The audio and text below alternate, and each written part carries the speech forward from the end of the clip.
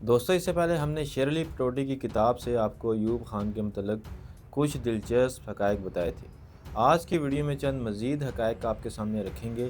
یہ اس سیریز کی دوسری قسط ہے۔ نواب آف قلعہ باغ اور ایوب خان کے تعلقات کا آغاز کیسے ہوا؟ کون سی بات پر گرما گرمی ہوئی؟ اس بحث کے دوران دونوں نے ایک دوسرے کو کیا کچھ کہا؟ 1965 کی جنگ کس کے کہنے پر کی گئی اور اس جنگ کے بعد ایوب خان کیوں ٹوٹ گئے؟ جنگ کے بعد امن معاہدہ طے کرنے کے بعد جہاز میں بھٹو اور ایوب کے درمیان کن سخت جملوں کا تبادلہ ہوا اور بھٹو ایوب سے الگ کیوں ہو گئے؟ ضدی، ناسمجھ، بوڑھی سیاست سے ناواقف۔ ایوب خان نے انتخابی مہم کے دوران فاطمہ جناح پر کیا کیا نازیبا الزامات لگائے؟ جانیے آج کی ویڈیو میں ایسے ہی حقائق۔ نواب آف قلعہ باغ دوست سے دشمن تک۔ شیر علی پٹوٹی لکھتے ہیں کہ ایوب خان نے نواب آف قلعہ باغ کو مغربی پاکستان کا گورنر بنا کر انہیں مکمل بااختیار کر دیا تھا۔ ایوب خان مرکز میں بیٹھتے تھے اور نواب آف قلعہ باغ لاہور سے پورے صوبے کو چلاتے تھے۔ پٹوٹی کے بقول ایوب خان کو قلعہ باغ پر اتنا بھروسہ تھا کہ وہ صوبائی معاملات میں مداخلت نہیں کرتے تھے۔ دونوں کے درمیان تعلق کی مضبوط بنیاد یہ تھی کہ دونوں ہی جمہوریت کو پاکستان کے لیے موزوں نہیں سمجھتے تھے۔ پٹوٹی بتاتے ہیں کہ نواب آف قلعہ باغ کا ماننا تھا کہ عوام کو صرف سختی اور ڈنڈے سے قابو میں رکھا جا سکتا ہے، اور ایوب خان کی فوجی سوچ بھی اس انتظامی سختی کو پسند کرتی تھی۔ نواب آف قلعہ باغ ان چند لوگوں میں سے تھے جو ایوب خان کے سامنے سچ بولنے کی ہمت رکھتے تھے۔ جب ایوب خان نے صدارتی انتخاب میں فاطمہ جناح کے خلاف الیکشن لڑنے کا فیصلہ کیا تو نواب صاحب نے انہیں خبردار کیا تھا کہ یہ فیصلہ ان کی مقبولیت کو ٹھیس پہنچائے گا۔ پٹوٹی کے بقول ایوب خان کو بعد میں اندازہ ہوا کہ نواب صاحب کے مشورے درست تھے۔ کتاب میں شیر علی پٹوٹی اس بات پر زور دیتے ہیں کہ 1966 میں جب نواب آف قلعہ باغ نے استعفیٰ دیا تو وہ ایوب خان کے اقتدار کے زوال کا نقطۂ آغاز تھا۔ پٹوٹی لکھتے ہیں، نواب صاحب کے جانے کے بعد ایوب خان کے پاس ایسا کوئی شخص نہیں بچا تھا جو بیوروکریسی اور زمینداروں کو کنٹرول کر سکے۔ ایوب خان انتظامی طور پر اپاہج ہو کر رہ گئے تھے۔ نواب آف قلعہ باغ کے اپنے بیٹے کے ہاتھوں قتل ہونے کے واقعے پر بھی پٹوٹی نے ذکر کیا ہے کہ ایوب خان اس خبر سے لرز گئے تھے۔ اگرچہ اس وقت ان کے تعلقات ختم ہو چکے تھے، لیکن ایوب خان جانتے تھے کہ انہوں نے ایک ایسا وفادار ساتھی کھو دیا ہے جس نے برسوں ان کے اقتدار کی چھتری کو سنبھالے رکھا تھا۔ کتاب میں اس موڑ کا ذکر کیا گیا ہے جہاں سے ایوب خان اور نواب آف قلعہ باغ کے درمیان مثالی دوستی دشمنی یا کم از کم شدید تلخی میں بدل گئی۔ اس کی سب سے بڑی وجہ ایوب خان کے صاحبزادے گوہر ایوب کی سیاست اور کاروباری سرگرمیاں تھیں۔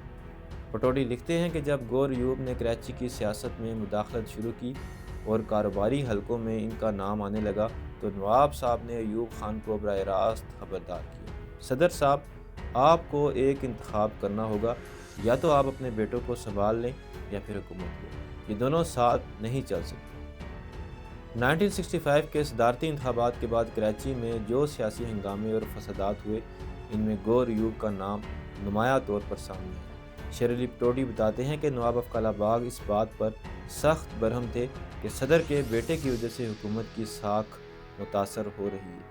انہوں نے ایوب خان سے کہا تھا، شہزادوں کی یہ مہم جوئی ایک دن صدارتی محل کو لے ڈوبے گی۔ جب گوہر ایوب نے گندارا انڈسٹریز خریدی تو مخالفین نے اسے کرپشن اور اقربا پروری قرار دیا۔ نواب آف قلعہ باغ نے ایوب خان کو مشورہ دیا کہ وہ اپنے بیٹوں کو کاروبار سے روکیں کیونکہ اس سے ایوب خان کے کلین امیج کو نقصان پہنچ رہا ہے۔ ایوب خان جو اپنے بیٹوں سے بہت محبت کرتے تھے، انہیں نواب صاحب کی یہ باتیں مداخلت محسوس ہونے لگی۔ شیر علی پٹوٹی لکھتے ہیں کہ جب اختلافات حد سے بڑھ گئے تو نواب صاحب نے استعفیٰ دینے سے پہلے ایوب خان سے کہا تھا، میں جا رہا ہوں، لیکن یاد رکھیں کہ میرے بعد آپ کو کوئی ایسا شخص نہیں ملے گا جو آپ کے سامنے کھڑے ہو کر آپ کو سچی بات بتا سکے۔ اب آپ کے گرد صرف جی حضور کہنے والے رہ جائیں گے۔ پٹوٹی کے مشاہدے کے مطابق ایوب خان کو یہ محسوس ہونے لگا تھا کہ نواب آف قلعہ باغ اب اتنے طاقتور ہو گئے ہیں کہ وہ خود صدر کے لیے خطرہ بن سکتے ہیں۔ گوہر ایوب نے اپنے والد کے کان بھرنا شروع کر دیے تھے کہ نواب صاحب اپنی ایک الگ سلطنت چلا رہے ہیں۔ اسی بد اعتمادی نے آخرکار نواب صاحب کی رخصتی کی راہ ہموار کی۔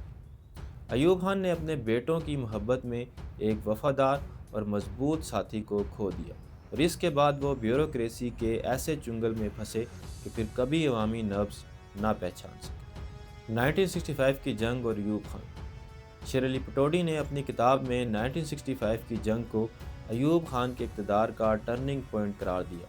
ان کے مطابق یہ جنگ ایوب خان کی مرضی سے شروع نہیں ہوئی تھی، لیکن انہیں چند قریبی ساتھیوں نے ایک ایسے راستے پر ڈال دیا تھا جس کے نتائج کا انہیں اندازہ نہیں تھا۔ ایوب خان کو ذوالفقار علی بھٹو اور عزیز احمد نے یہ یقین دلایا تھا کہ اگر پاکستان کشمیر میں مجاہدین بھیجتا ہے تو بھارت کبھی بھی بین الاقوامی سرحد پر حملہ نہیں کرے گا۔ پٹوڈی کے بقول ایوب خان نے ان پر بھروسہ کیا، جو ان کی سب سے بڑی سیاسی اور فوجی غلطی تھی۔ جب 6 ستمبر کی صبح بھارت نے لاہور پر حملہ کیا تو ایوب خان شدید صدمے میں تھے۔ ایوب خان کو یہ گمان تھا کہ ان کا اتحادی ملک امریکہ بھارت کو بین الاقوامی سرحد عبور کرنے سے روکے گا یا پاکستان کی مدد کرے گا۔ ٹوڈی بتاتے ہیں کہ جب امریکہ نے امداد روک دی تو ایوب خان کو شدید ذاتی صدمہ پہنچا۔ انہیں احساس ہوا کہ بین الاقوامی سیاست میں کوئی مستقل دوست نہیں ہوتا۔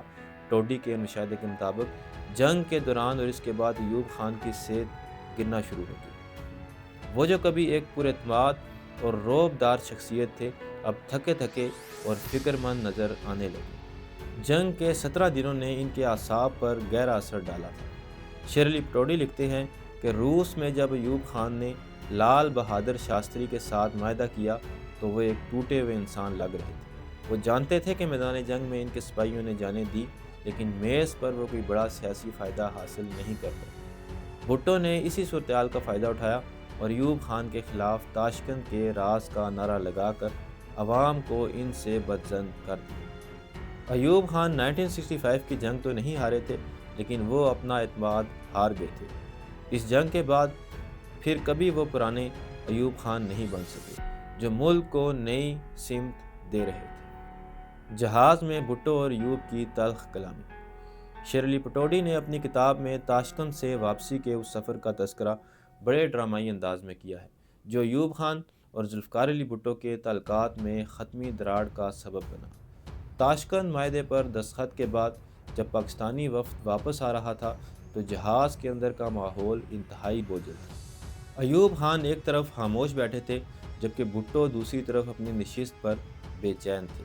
پٹوڈی بتاتے ہیں کہ بھٹو نے جہاز میں یہ ظاہر کرنا شروع کر دیا تھا کہ وہ اس معاہدے سے خوش نہیں ہیں۔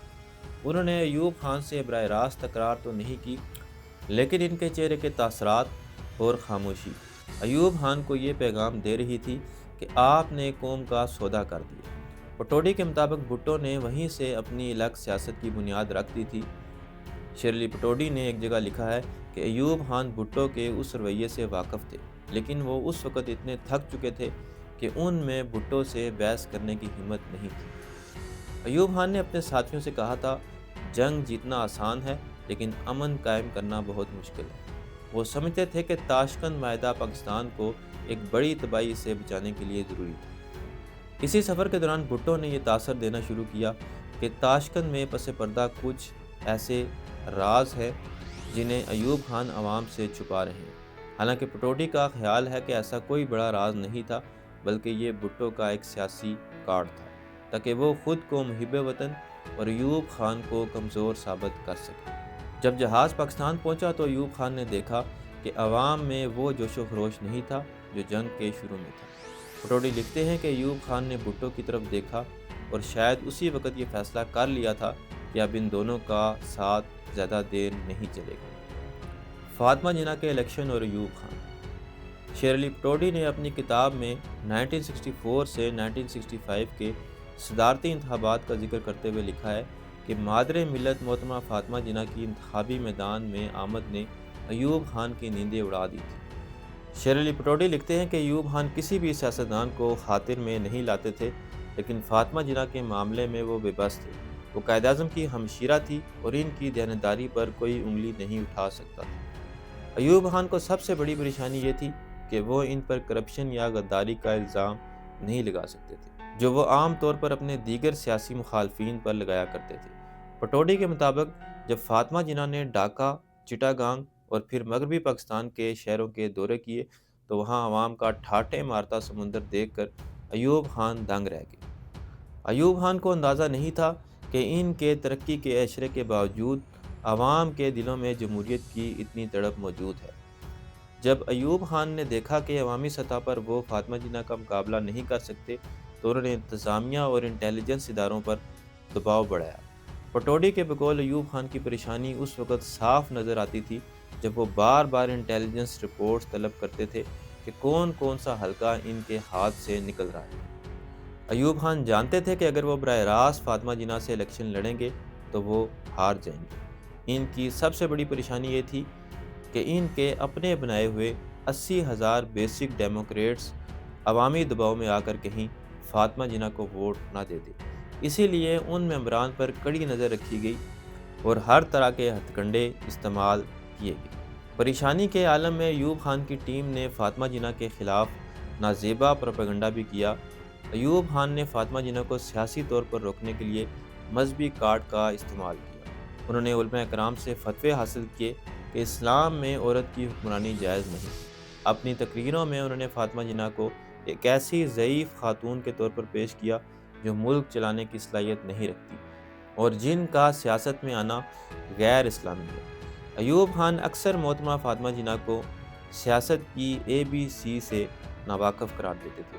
ان کا کہنا تھا کہ فاطمہ جناح صرف اس لیے الیکشن لڑ رہی ہیں کہ وہ قائد اعظم کی بہن ہے، ورنہ ان کی اپنی کوئی سیاسی بصیرت یا تجربہ نہیں۔